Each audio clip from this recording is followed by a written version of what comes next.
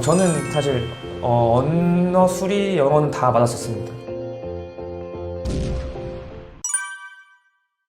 안녕하세요. 김진구 변호사입니다. 저는 부동산 관련해서 커리어를 쌓고 있고요. 경제살롱이라는 전문직 재테크 모임을 운영하고 있습니다. 저는 이제 학교는 고려대학교 법과대학 그리고 고려대학교 법학전문대학원을 졸업했고요. 최근에는 이제 매일경제TV나 KBS, SBS 등에서 전세 사기 문제 또는 부동산 문제로 출연하고 있습니다.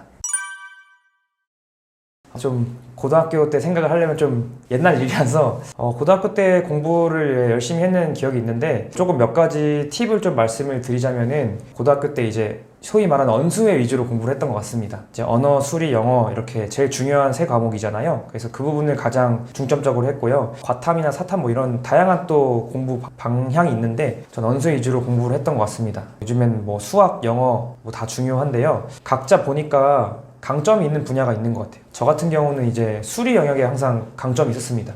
근데 반면 언어가 약했습니다. 그래서 친구들도 보면은 수학을 잘하면 언어를 잘 못하거나, 또 언어를 잘하면 수학이 약하거나 이런 친구들이 대다수더라고요. 물론 둘 다 잘하면 제일 좋겠지만, 저 같은 경우는 수리를 잘했고요. 언어가 좀 약점이었어요. 그래서 저는 이제 언어, 독해 이쪽을 공부하는 좀 이제 방법을 좀 알려드리려고 하는데, 고등학교 때 저는 예를 들면 수리 같은 경우는 그냥 열심히 문제집 풀면 되더라고요. 열심히 문제 풀고 열심히 또 다양하게 계속 노력을 하면 되고요. 영어 같은 경우도 비슷하죠. 예를 들면은 기본적으로 영어 단어를 많이 외우면은 되더라고요. 그래서 수학과 영어는 시간 싸움, 그러니까 얼마나 노력을 했는지, 또 얼마나 많은 문제를 풀었는지, 얼마나 공식이나 단어를 암기했는지가 중요합니다. 하지만 언어는 그게 아니더라고요. 언어는 그런 식으로 공부하시면 안 됩니다. 언어는 암기한다고 되는 게 아니고요.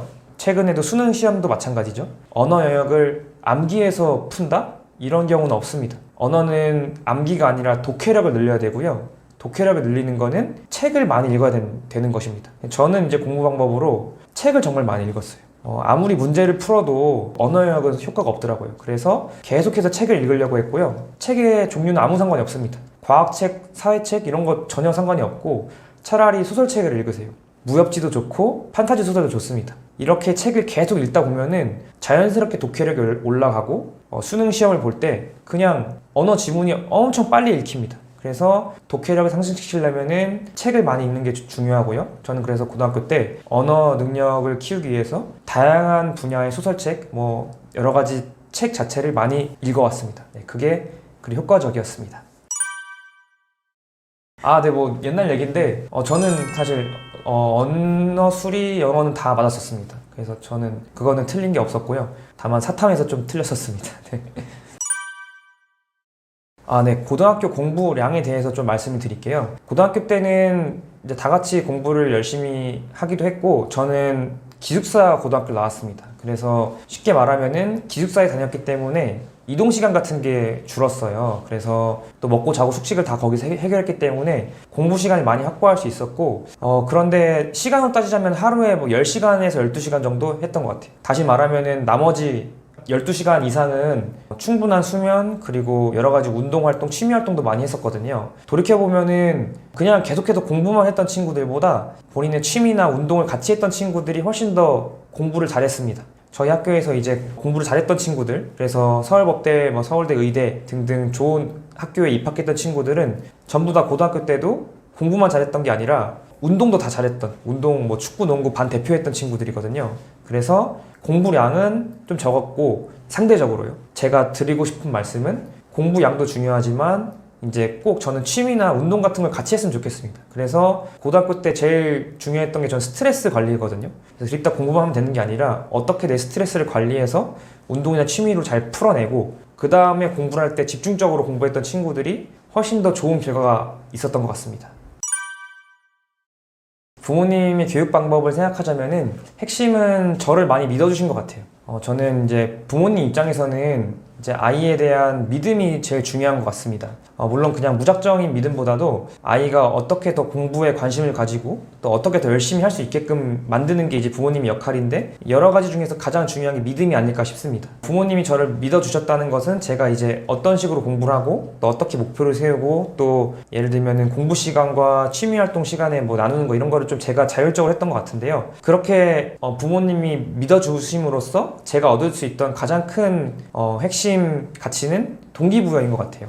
부모님이 절 믿어주셨고 이게 교육 방법이죠. 어떻게 보면 일종의. 그리고 저는 스스로 동기부여를 만들었습니다. 또 부모님의 역할도 동기부여도 컸었고요. 예컨대 이제 쉽게 말하면은 우리가 왜 공부를 해야 되는지, 내가 왜 공부를 해서 좋은 학교나 좋은 성적을 거둬야 되는지에 대한 생각을 계속했던 것 같아요. 아주 낮은 단계에서는 그냥 성취감입니다. 어려서부터 이제 저는 공부를 열심히 하면은 부모님이 칭찬해 주시더라고요. 또 부모님뿐만 아니라 학교에서도 인정받고 친구들한테도 인정받고 선생님들도 예뻐해 주시는 이런 게 그냥 작은 성취감이었습니다. 그래서 이런 성취감 때문에 열심히 공부를 했던 것 같고, 그리고 그게 초등학교에서 중고등학교로 갈수록 조금 더 성취감의 범위가 넓어졌던 것 같아요. 내가 공부를 잘하면은 좀 더 넓은 범위에서 이룰 수 있는 게 있고, 또 예를 들면 좋은 대학교 가서 또 좋은 직업이나 좋은 사회활동을 함으로써 얻을 수 있는 게 있다. 그래서 저는 부모님 믿음이 중요하고, 그리고 동기부여, 내가 어떤 사람이 되고 싶은지, 또 공부를 잘해서 얻을 수 있는 것들이 분명히 있을 거거든요. 그래서 그런 것들이 제가 판단했을 때는 내가 좋은 사람이 되고 아니 좋은 직업을 갖고 이런 기준이 이제 공부를 통해서 이룰 수 있다는 생각이 들더라고요. 그래서 여러분들도 공부가 사실 가장 정직하고 빠른 길이더라고요. 그런 걸 통해서 내가 뭔가 꿈꿀 수 있다면, 하고 싶은 걸 얻을 수 있다면 자연스럽게 동기부여가 되지 않을까 싶습니다.